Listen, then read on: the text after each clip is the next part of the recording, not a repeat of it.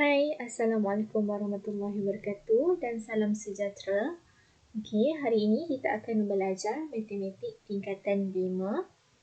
Tajuk bab 3 iaitu matematik pengguna insurans bersama Cikgu Rohani. Okey, so dalam bab ni, pertama sekali 3.1 awak akan belajar risiko dan perlindungan insurans. Jadi pertama sekali awak kena tahu apa itu maksud risiko. Okey, risiko bermaksud bahaya atau musibah yang menimpa, sama ada menimpa diri kita, ahli keluarga ataupun kita punya harta benda lah. Okey. Jadi contoh-contoh bahaya atau musibah yang akan menimpa kita walaupun kita sentiasa berhati-hati tetapi malang tidak berbau kan. Okey. Jadi sebagai contoh kecederaan ketika bermain. Okey. Kalau awak bermain bola tiba-tiba tersalah tendang bola, kaki boleh terseliur kadang-kadang. Kalau lebih teruk boleh patah kaki kan.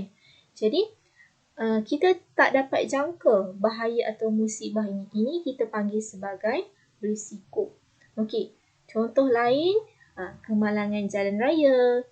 Contoh awak ketika awak nak pergi ke sekolah, dalam perjalanan ke sekolah ditimpa kemalangan. Okey, so ini merupakan juga salah satu risiko. Kemudian jatuh tangga. Ini antara contoh-contoh risiko. Okey. Jadi, contoh dekat sini, diri kita lah. Okey, so kalau ada berlaku kemalangan, jadi akan berlakunya kecederaan kan? Okey, so berlaku kecederaan dan kalau kita bawa kereta dan kereta kita pun akan berlaku kerosakan. Jadi, bila berlaku kecederaan dan kerosakan, kita akan mengalami kerugian. Okey, kerugian dari segi apa? Okey, untuk kecederaan ni sudah tentu kos apa? Kos perubatan kan. Kita nak pergi hospital, so kita kena keluarkan duit. Okey, untuk kerosakan kenderaan ni, kos untuk baiki lah. Okey, untuk baiki kenderaan kita. Jadi, kita tak nak tanggung kerugian ni, seorang-seorang. Jadi, kita nak pindahkan kerugian kita ni kepada syarikat insurans. Sebab itulah kita kena ambil insurans. Okey, insurans ni untuk memindahkan risiko daripada individu kepada organisasi insurans.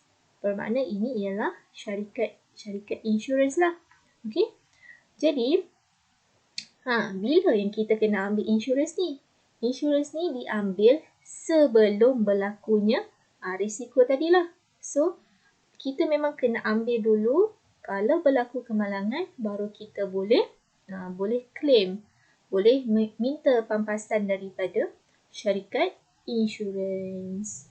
Okey. Okey. So, macam mana proses nak mengambil insurans? Okey. Sebagai contoh, ini ialah Encik Ali. Okey, Encik Ali sebagai pemegang polisi, pemilik insurans. Kita nak ambil insurans ni, kita ni sebagai pemegang polisi. Okey, kita sebagai pemegang polisi akan bayar premium kepada syarikat insurans. Okey, premium ni ialah nilai ataupun berapa ringgit yang kita perlu bayar setiap bulan ataupun setiap tahun kepada syarikat insurans. Okey, pemegang polisi akan bayar premium kepada syarikat insurans. Jadi, bila berlakunya kerugian ataupun kemalangan, jadi syarikat insurans akan bayar pampasan ataupun ganti rugi kepada pemegang polisi. Okey, jadi bila kita bayar premium setiap bulan ni, kita akan ada satu perjanjian iaitu kontrak insurans. Okey, dalam kontrak insurans ni adalah dia punya ketetapan dia. Bila awak bayar premium sekian, so perlindungan akan akan diberikan oleh syarikat insurans sekian. Okay, so basically kalau awak bayar setiap bulan ataupun setiap tahun dengan kadar yang tinggi, jadi sudah tentu pampasan dia akan tinggi juga. Okay. Okey, kita sebagai pemegang polisi, jika berlaku kemalangan, kita boleh membuat tuntutan. Membuat tuntutan kepada siapa? Kepada syarikat insurans. Kita sebagai apa tadi? Pemegang polisi. Okey, pemegang polisi, jika berlakunya kemalangan, boleh membuat tuntutan kemalangan ataupun apa risiko tadilah. Okey, kita boleh membuat tuntutan kepada syarikat insurans. Okey. Bila kita membuat tuntutan kepada syarikat insurans, jadi syarikat insurans akan berikan kita pampasan ataupun ganti rugi. Okey, ganti rugi kepada siapa? Kepada kita baliklah, kepada pemegang polisi. Okey. Jadi, bila syarikat insurans membayar ganti rugi kepada pemegang polisi, syarikat insurans akan membayar tidak melebihi kerugian yang dialami tertakluk kepada jumlah perlindungan yang diinsurансkan. Jadi, tadi kontrak insurans tadi, mesti ada amount yang terlibat lah. Mesti ada jadual. Jadi, bila kerugian yang dialami sebanyak sekian, syarikat insurans akan membayar balik sekian. Jadi, syarikat insurans tidak akan membayar melebihi kerugian kerana nanti mereka akan rugilah. Jadi, prinsip ni kita panggil sebagai prinsip indemnity.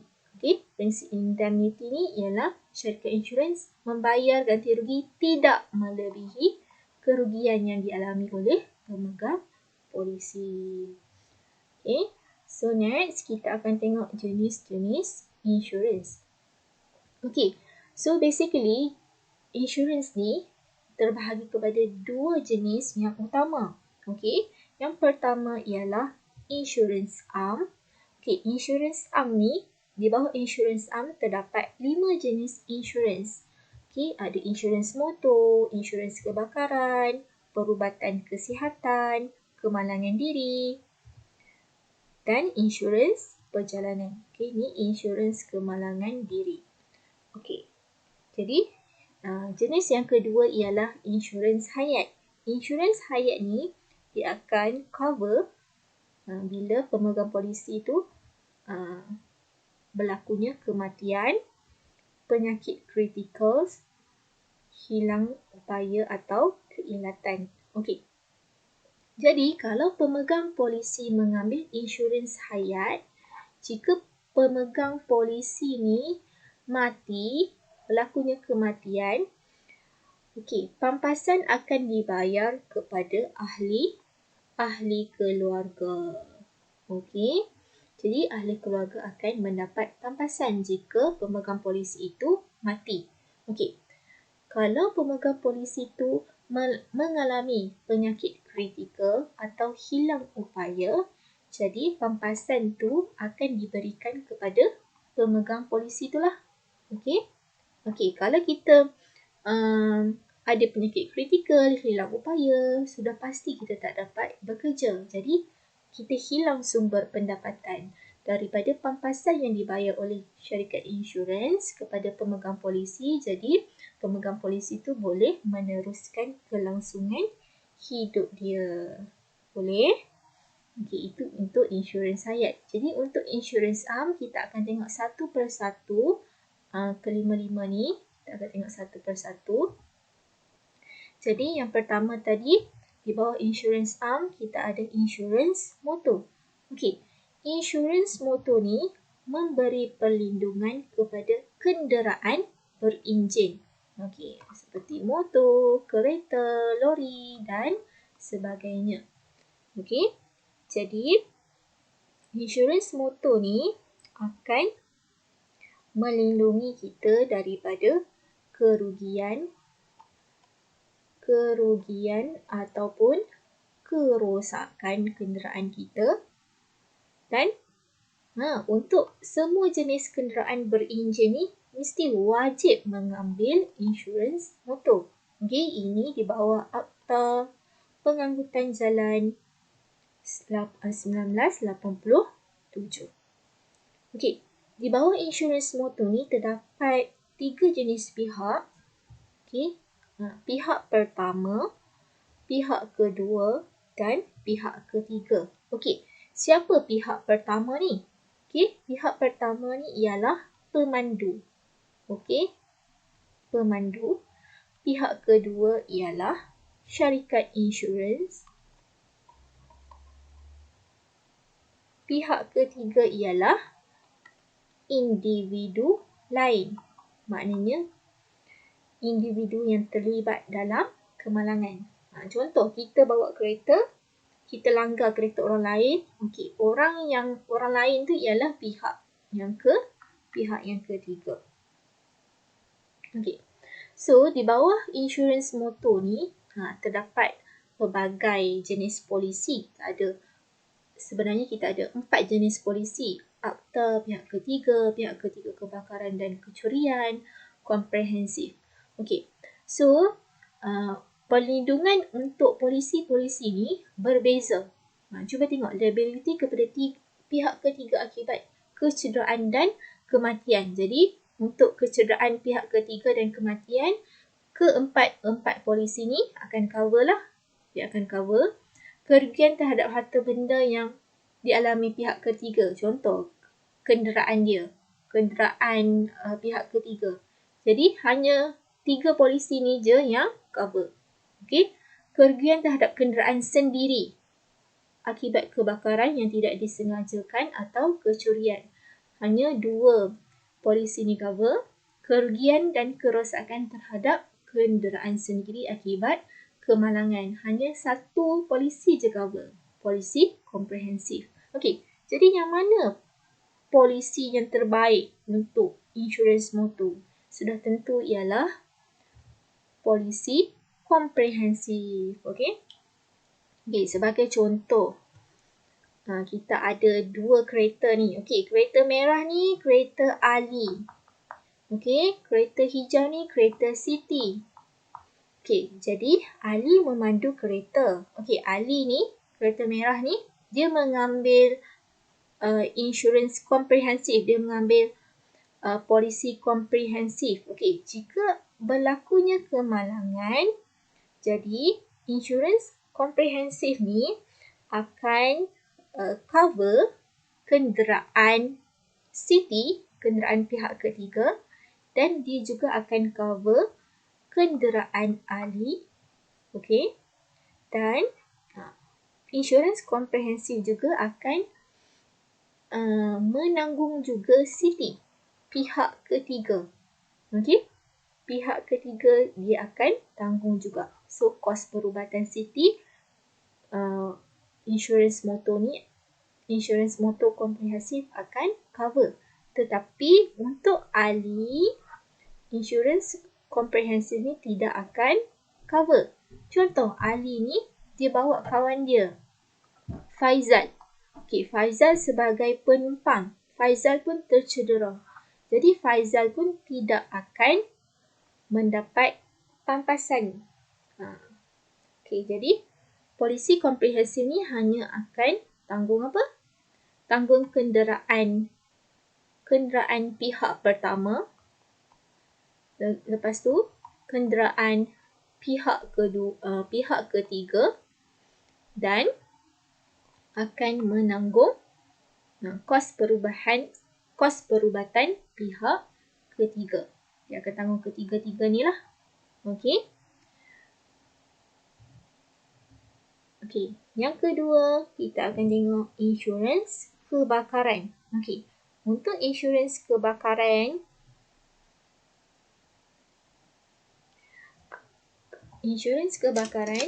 akan melindungi rumah. Okay, kita boleh mengambil insurans kebakaran untuk melindungi rumah kita ataupun bangunan perniagaan kita. Okay, so apa insurans kebakaran ni akan cover? Okay, dia akan cover dari segi kebakaran. Okay, kalau berlaku kebakaran kepada rumah atau bangunan perniagaan kita, jadi kita boleh mendapat pampasan daripada syarikat insurans tersebutlah, ataupun akibat kilat ataupun akibat letupan. Okey, ini antara contoh akibat yang insurans kebakaran akan tanggung. Okey, jika kita membayar premium yang lebih tinggi kepada syarikat insurans untuk insurans kebakaran ni, dia akan tanggung dari segi akibat taufan, banjir, rusuhan dan lain-lain. Okey, so ini ialah tambahan jika kita bayar premium yang lebih tinggi. Okey, so next kita ada insurans perubatan dan kesihatan. Okey, insurans perubatan dan kesihatan akan tanggung insurans hospital dan pembedahan, insurans penyakit kritikal, insurans pendapatan akibat hilang upaya, insurans pendapatan hospital. Okey. Jadi kita akan tengok yang keempat ialah insurans kemalangan diri. Okey, insurans kemalangan diri macam tadi Ali dan Siti tu kan. Okey, Ali kan tadi insurans motor komprehensif tidak menanggung diri dia sendiri kan. Jadi Ali boleh mengambil insurans kemalangan diri. Okey. So insurans kemalangan diri ni akan menanggung pemegang polisi. Jadi kalau pemegang polisi itu berlaku kemalangan akibat kecederaan ataupun cacat ataupun hilang upaya akibat kemalangan kan tadi, ataupun meninggal dunia. Okey. Jadi akibat kemalangan ni, kalau kita cedera, cacat, hilang upaya dan meninggal dunia, pemegang polisi akan mendapat pampasan lah daripada syarikat insurans. Okey, yang akhir sekali ialah insurans perjalanan. Okey, insurans perjalanan ni kita tak ambil macam kita hanya ambil waktu kita nak pergi ada urusan je lah perjalanan. Contoh kita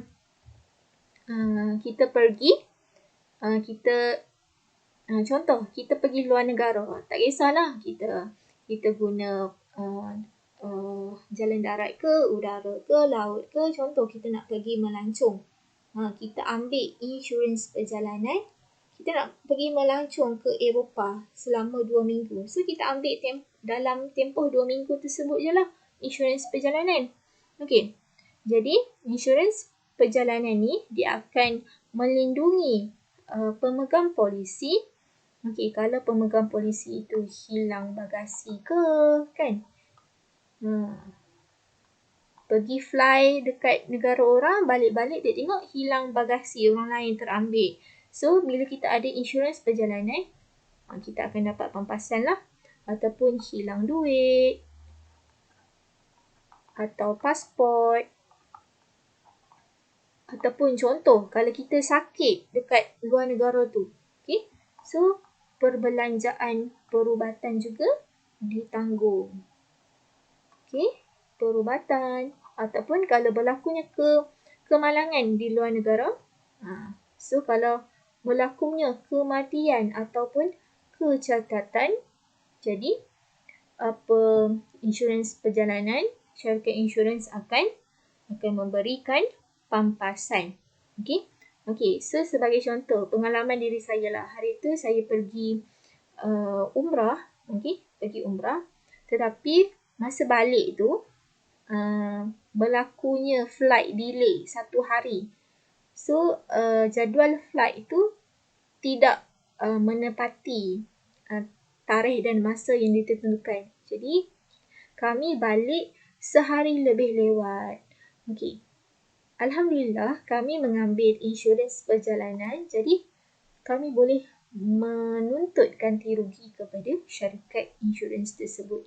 So kita akan dapat pampasan. Okey, dikiralah kalau 1 hari berapa ringgit dia akan bayar. Okey.